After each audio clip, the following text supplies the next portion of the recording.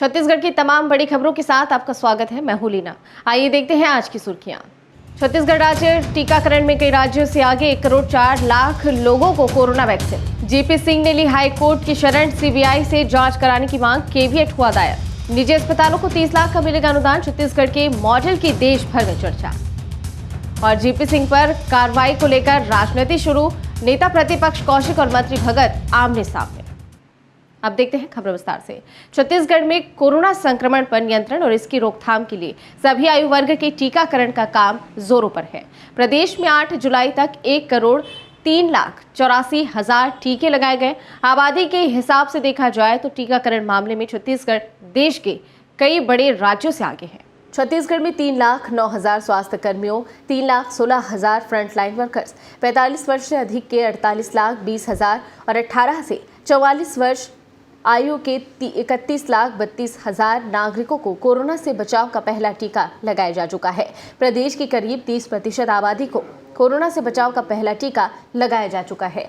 छत्तीसगढ़ इस मामले में देश के कई बड़े राज्यों से आगे है। बिहार, उत्तर प्रदेश, पश्चिम बंगाल, तमिलनाडु, महाराष्ट्र, मध्य प्रदेश, ओडिशा, आंध्र प्रदेश, तेलंगाना और राजस्थान की तुलना में छत्तीसगढ़ में टीकाकरण का कवरेज सबसे ज्यादा है।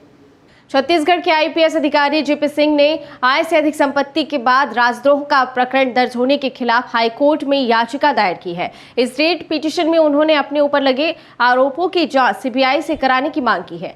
सिंह ने कहा है कि उन्हें सरकार के कुछ अधिकारियों ने फंसाया है। आईपीएस अधिकारी जीपी सिंह ने निचली अदालत में अग्रिम जमानत याचिका भी लगाई है। हाईकोर्ट में जीपी सिंह की याचिका के बाद शाम को राज्य शासन ने भी हाईकोर्ट में कैविएट दाखिल कर कहा है कि कोई भी फैसला संरक्षण देने से पहले हमारा पक्ष भी सुना जाए। हाईकोर्ट के सीनियर एडवोकेट किशोर भादुड़ी ने बताया कि दायर की गई याचिका मुख्य रूप से एसीबी की कार्रवाई के खिलाफ है। इसके बाद एक और आवेदन राजद्रोह के आरोप के खिलाफ सोमवार को लगाया जाएगा।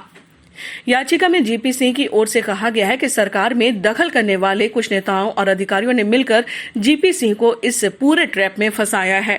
याचिका में हाईकोर्ट से सीबीआई जांच की मांग करते हुए सिंह ने कहा कि यह पूरी कार्रवाई इसलिए हुई है कि उन्होंने कुछ अवैध कामों को करने से मना किया। उनके असहयोग करने के कारण कुछ अधिकारियों ने पहले उन्हें धमकी दी और बाद में आय से अधिक संपत्ति का आरोप लगाते हुए एसीबी ईओडब्ल्यू का छापा पड़वाया। इसमें भी बात नहीं बनी तो उनके खिलाफ राजद्रोह का अपराध गलत तरीके से दर्ज करा दिया। याचिका में यह भी कहा गया है कि जिस डायरी और कागजों के आधार पर यह केस दर्ज किया गया है वह सालों पुरानी है, कचरे नाली में फेंकी हुई थी और उसे बंगले में छापा मारने वाले खुद ढूंढ कर लाए थे। जब इन फटे पुराने कागजों की जब्ती की जा रही थी उस समय जीपी सिंह को नहीं बुलाया गया, जबकि वे बंगले में मौजूद थे। एक डायरी जिसे पुलिस सबूत बता रही है उसके पन्ने भीगे हुए थे और पुलिस ने उसे सुखाने के बाद उसमें जो अस्पष्ट शब्द लिखे हैं उसके आधार पर मामला दर्ज कर लिया है। छत्तीसगढ़ में ग्रामीण एवं कस्बाई इलाकों में स्वास्थ्य सुविधा उपलब्ध कराने के लिए निजी अस्पतालों को सस्ती जमीन, किफायती दरों में बिजली देने और निर्माण के लिए अनुदान देने की घोषणा करने वाला छत्तीसगढ़ देश का पहला राज्य बन गया है। ऐसे अस्पतालों में आयुष्मान कार्डधारी मरीजों का उपचार होगा। इसके लिए मुख्यमंत्री भूपेश बघेल ने कोरोना काल में सबक लेते हुए कार्य योजना तैयार करने के लिए अफसरों को निर्देश दिया है। ग्रामीण इलाकों में स्वास्थ्य सुविधाएं मुहैया कराने के लिए अब छत्तीसगढ़ सरकार निजी चिकित्सालयों की मदद करने जा रही है। इसके तहत कोई निजी प्रतिष्ठान ग्रामीण इलाकों में अस्पताल 30 बिस्तरों का अस्पताल खोलती है तो उसे सरकार की तरफ से 30 लाख रुपए का अनुदान दिया जाएगा। भूपेश सरकार का सोचना है कि सरकार अगर गांवों में 30 बिस्तर वाले अस्पताल की स्थापना करेगी तो अनुमानित 5 करोड़ खर्च करने होंगे। विशेषज्ञ डॉक्टरों की नियुक्ति और वेतन का भार अलग होगा, जबकि निजी अस्पताल खोलने से सरकार को सिर्फ 30 लाख रुपए ही खर्च करने होंगे। इससे शासन को बचत होगी, साथ ही ग्रामीणों को उपचार भी हो सकेगा। इस योजना की शर्तों में निजी अस्पताल की स्थापना करने वाले संस्थान को 50% आयुष्मान कार्डधारी मरीजों का इलाज करना अनिवार्य होगा। सरकार का मानना है कि गांव के 80% ज्यादा परिवारों के पास आयुष्मान कार्ड है, उससे उनको इलाज में सुविधा होगी। वहीं निजी अस्पताल शुरू करने वाले संस्थान को 3 विशेषज्ञ डॉक्टरों की नियुक्ति करनी होगी, जिसमें शिशु रोग विशेषज्ञ, हड्डी रोग विशेषज्ञ और स्त्री रोग विशेषज्ञ की नियुक्ति शामिल है। आईपीएस जीपी सिंह पर राजद्रोह के मामले में कार्रवाई किए जाने को लेकर छत्तीसगढ़ में सत्ता और विपक्ष के बीच राजनीति शुरू हो गई है।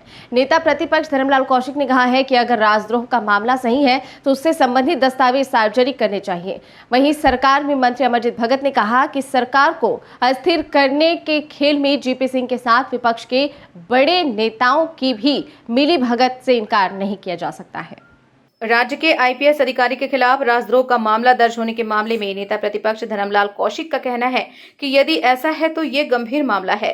छत्तीसगढ़ की जनता जानना चाहती है कि छापे में कौन से दस्तावेज मिले हैं जिनके आधार पर जीपी सिंह के खिलाफ राजद्रोह का मुकदमा दर्ज किया गया है। कौशिक ने कहा कि कांग्रेस सरकार को दस्तावेज सार्वजनिक करना चाहिए, दस्तावेज को जनता को दिखाना चाहिए। छत्तीसगढ़ प्रदेश में एक सीनियर आईपीएस अधिकारी के खिलाफ में राजद्रोह का मामला, वास्तविक में मामला गंभीर है। यदि एक आईपीएस के द्वारा यदि इस प्रकार के कृत्य किए जाते हैं, ऐसा उनसे उम्मीद नहीं किया जा सकता। किंतु जिस प्रकार से सरकार भी यह पूर्वाग्रह से ग्रसित है और यदि इस प्रकार के प्रकरण आए हैं तो जो दस्तावेज मिले हैं उसको सार्वजनिक किया जाना चाहिए, उसको प्रकाशित किए जाने चाहिए। अनेक प्रश्न उत्पन्न हो रहे हैं और दस्तावेज प्रकाशित करने के बाद में सारे संशय की स्थिति समाप्त हो जाएगी। निलंबित आईपीएस जीपी सिंह के प्रकरण में खाद्य मंत्री अमरजीत भगत ने भाजपा पर हमला किया है। उन्होंने कहा कि सरकार को अस्थिर करने के खेल में जीपी सिंह के साथ विपक्ष के बड़े नेताओं की मिलीभगत से इनकार नहीं किया जा सकता। खाद्य मंत्री अमरजीत भगत ने आरोप लगाया कि एक बड़े षड्यंत्र को मिलकर अंजाम देने की कोशिश हो रही थी। किसी बात से इनकार नहीं किया जा सकता। अगर कोई बात है, कहीं आग लगी है तभी धुआं उठा है और कोई बड़ा षड्यंत्र का कोशिश था जो मिल करके और इस प्रकार की जो बात आप जो कह रहे हैं उसको अंजाम देने का कोशिश था, तो जो हुआ ठीक है। उधर वीरभद्र की अंत्येष्टि में शामिल होने जा रहे प्रदेश के मुख्यमंत्री भूपेश बघेल का कहना है कि जीपी सिंह के मामले में दस्तावेजी साक्ष्य मिले हैं जिसके आधार पर कार्रवाई की जा रही है। बहरहाल अब सभी की नजर इस मामले में हाईकोर्ट की कार्रवाई और संभावित फैसले पर टिक गई है। देखिए, जो एसीबी ईओडब्ल्यू ने जो कार्रवाई की है वो उनकी जानकारी के अनुसार ही उन्होंने किया और उसके बाद जो उनके पास जो दस्तावेज पाए गए और जिन कार्यों में संलिप्त रहे उसके अनुसार ही उन पे धाराएं लगी। लेमरू एलिफेंट रिजर्व को लेकर अब छत्तीसगढ़ विधानसभा अध्यक्ष डॉक्टर चरणदास महंत द्वारा साल भर पहले सरकार को लिखा गया पत्र सामने आया है। इस पत्र में डॉक्टर महंत ने लिखा है कि केंद्र सरकार द्वारा लेमरू के आसपास के इलाके में कोल ब्लॉक खोलने की प्रक्रिया शुरू की जा रही है। इससे इस इलाके को बचाने के लिए लेमरू रिजर्व का दायरा जल्द से जल्द बढ़ाया जाए। लेमरू हाथी अभयारण्य की सीमा को घटाने के विरोध में धर्मजयगढ़ विधायक और मध्य क्षेत्र आदिवासी प्राधिकरण के अध्यक्ष लालजीत सिंह राठिया के पत्र के साथ साथ इस मसले पर विधानसभा अध्यक्ष चरणदास महंत का पत्र सामने आया है, जिसमें उन्होंने साल भर पहले ही इस मसले को लेकर राज्य सरकार को चेताया था कि लेमरू प्रोजेक्ट में दूसरे इलाके को भी जोड़ते हुए जल्द अधिसूचना जारी करे, क्योंकि केंद्र सरकार जल्द कोल ब्लॉकों की नीलामी शुरू करने जा रही है। विधानसभा अध्यक्ष डॉक्टर चरणदास महंत ने 12 जून 2020 को राज्य सरकार को लिखे पत्र में राहुल गांधी के मदनपुर और कुदमरा में वहां के लोगों को दिए गए आश्वासन का जिक्र किया है। तब राहुल गांधी ने कहा था कि जंगल आपका है, आपकी सहमति के बिना नहीं छीना जा सकता। कांग्रेस सरकार ऐसा कोई काम नहीं करेगी जिससे मानव हाथी संघर्ष बढ़े, आदिवासियों का विस्थापन हो। डॉक्टर महंत ने यह भी लिखा है कि राहुल गांधी जी के दिशा निर्देश पर यह आम सहमति है कि हसदेव अरण्य क्षेत्र में वर्तमान में संचालित कोयला खदानों के अलावा किसी अन्य कोयला खदान को खोलने की अनुमति ना दी जाए और पूरे क्षेत्र को हसदेव नदी के जल ग्रहण क्षेत्र होने के कारण और आदिवासियों का विस्थापन रोकने के लिए संरक्षित किया जाए। बहरहाल अब देखना होगा कि छत्तीसगढ़ की कांग्रेस सरकार लेमरू अभयारण्य को लेकर उन विधायकों के पत्र को तवज्जो देती है जिनका इलाका लेमरू के आसपास भी नहीं है, या फिर मंत्री टीएस सिंहदेव, विधानसभा अध्यक्ष चरणदास महंत, विधायक लालजीत सिंह के सुझावों को मानती है। छत्तीसगढ़ की मुंगेली जिले को पुलिस मुख्यालय ने सिक्योरिटी रिलेटेड एक्सपेंडिचर जिले में शामिल कर दिया है। इसके मुताबिक अब मुंगेली प्रदेश के नक्सल प्रभावित जिलों की सूची में गिना जाएगा। SRE जिले में शामिल होने के बाद अब जिले को अलग अलग बजट, पुलिसकर्मियों को अलग से भत्ता और अतिरिक्त संसाधन मिलेंगे। मुंगेली के सीमांत इलाकों में नक्सलियों की आवाजाही रही है। इसे देखते हुए इस जिले को नक्सल प्रभावित मान लिया गया है। वहीं पूर्व में शामिल बालोद जिले को इस सूची से अलग किया जा रहा है, यानी कि अब बालोद जिला SRE जिले की सूची में नहीं गिना जाएगा। मुंगेली जिले की पुलिस को अब नक्सल प्रभावित जिलों की तरह भत्ते और सुविधाएं भी मिलेंगी। अब तक की खबरों में फिलहाल इतना ही। आगे की खबरों के लिए बने रही हमारी सहयोगी के साथ। नमस्कार, डीबी लाइव छत्तीसगढ़ में आपके साथ मैं हूं सिमरन कौर। बढ़ते हैं आगे की खबरों की ओर। खाद और यूरिया के संकट को लेकर स्वास्थ्य मंत्री TS सिंहदेव ने प्रदेश के कृषि मंत्री रविंद्र चौबे को फिर से पत्र लिखकर खाद और यूरिया का लक्ष्य बढ़ाए जाने की अपेक्षा की है। स्वास्थ्य मंत्री सिंहदेव का खाद और यूरिया को लेकर यह स्मरण पत्र है। मंत्री सिंहदेव ने कृषि मंत्री रविंद्र चौबे को इस विषय पर पहला पत्र 28 मई 2021 को लिखा था। मंत्री सिंहदेव ने पत्र में लिखा है, यूरिया और NPK 12-32-16 का खरीफ वर्ष 2021 के लिए लक्ष्य 2020 की तुलना में काफी कम है। खाद और यूरिया के लक्ष्य कम होने से किसान परेशान होंगे। खाद के लिए किसान निजी क्षेत्र के दुकानदारों पर आश्रित हो सकते हैं, लेकिन यूरिया का लक्ष्य निजी क्षेत्र में भी बेहद कम है। सिंहदेव के पत्र में इस बात का उल्लेख है कि सरगुजा में 7,000 टन कम यूरिया और NPK 12-32-16 4,000 टन कम है। इससे किसानों को बेहद दिक्कत हो सकती है। छत्तीसगढ़ के बालोद में सत्ता के नशे में चूर कांग्रेसियों ने युवा कांग्रेस के प्रदेश अध्यक्ष के स्वागत सत्कार में नियम कायदों को ताक पर रख दिया। यह भी ख्याल नहीं रखा कि कोरोना संक्रमण का दौर अभी थमा नहीं है। सैकड़ों की तादाद में युवा बिना सोशल डिस्टेंसिंग और बगैर मास्क के एक जगह इकट्ठा हो गए। आयोजन में ना तो कोरोना गाइडलाइन का पालन हुआ और ना ही यातायात नियमों का। प्रशासन के नियमों का खुलेआम मजाक बनाते रहे। छत्तीसगढ़ प्रदेश युवा कांग्रेस अध्यक्ष पूर्णचंद कोको पाढ़ी एक दिवसीय बालोद प्रवास पर रहे। इस दौरान झलमला चौक पर जिला युवा कांग्रेस की टीम सैकड़ों की संख्या में उनका स्वागत करने पहुंची, जहां कार्यकर्ता बिना मास्क व सोशल डिस्टेंसिंग के स्वागत करते दिखे। इतना ही नहीं, युवा कांग्रेस के उत्साही कार्यकर्ता बीच रास्ते को रोककर चौक में ही बाइकों को रख दिया, जिसके चलते घंटों तक यातायात व्यवस्था प्रभावित रही। राज्य शासन से तबादला जारी होने के बाद रायगढ़ जिले से स्थानांतरित होकर कोरिया SP के रूप में 2011 बैच IPS संतोष कुमार सिंह ने कोरिया जिला पुलिस अधीक्षक के रूप में पदभार ग्रहण किया। सिंह ने पदभार ग्रहण करने के साथ ही विभाग के तमाम शाखा में निरीक्षण किया।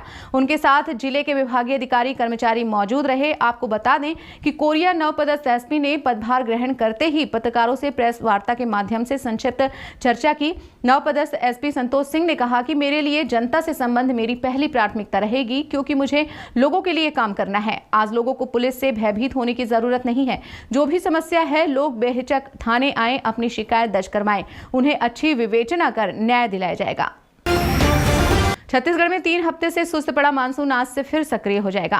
प्रदेश में आज कुछ इलाकों पर भारी बारिश की संभावना है। मौसम वैज्ञानिक SP चंद्रा का कहना है कि एक पूर्व पश्चिम शीयर जोन 20 डिग्री उत्तर में 3.1 किलोमीटर से 5.8 किलोमीटर तक विस्तारित है। एक द्रोणिका दक्षिण पंजाब से उत्तर पश्चिम बंगाल की खाड़ी तक, दक्षिण हरियाणा, दक्षिण उत्तर प्रदेश, झारखंड और उत्तर उड़ीसा होते हुए 0.9 किलोमीटर ऊंचाई तक विस्तारित है।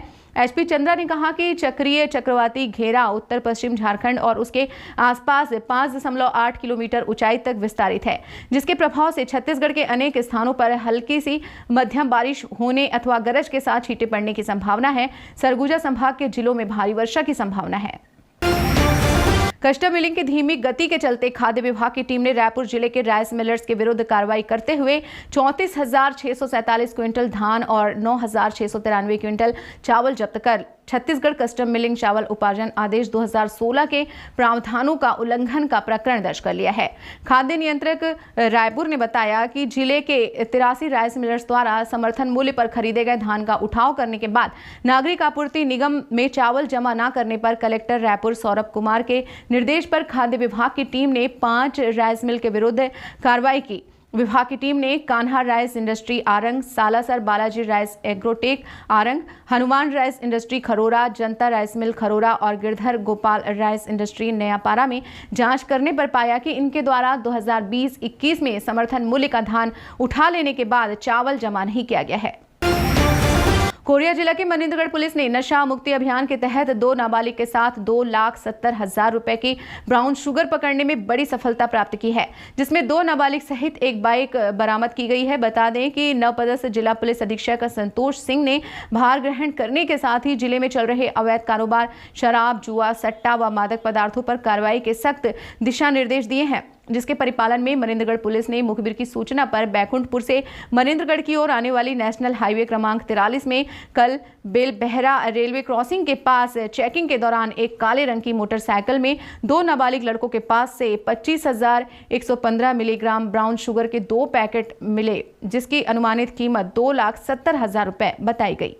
फिलहाल इस बुलेटिन में इतना ही। बने रहिए डीवी लाइव छत्तीसगढ़ के साथ। नमस्कार।